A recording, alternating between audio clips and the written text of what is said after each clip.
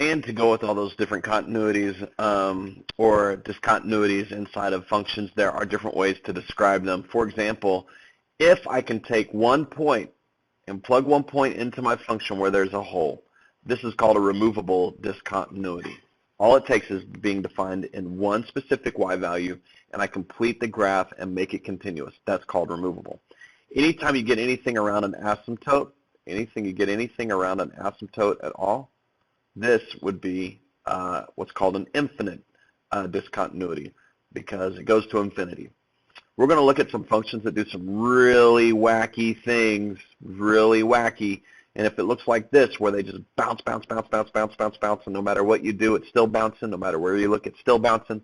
This is an oscillating discontinuity. And we actually cannot take a limit with this oscillating discontinuity.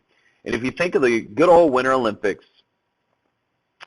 where you jump to the next one, this would be a jump discontinuity. And you see these a lot in different piecewise functions and in the greatest integer function. So all of these guys can creep up at different times, but these are basically your 4 different types of discontinuity.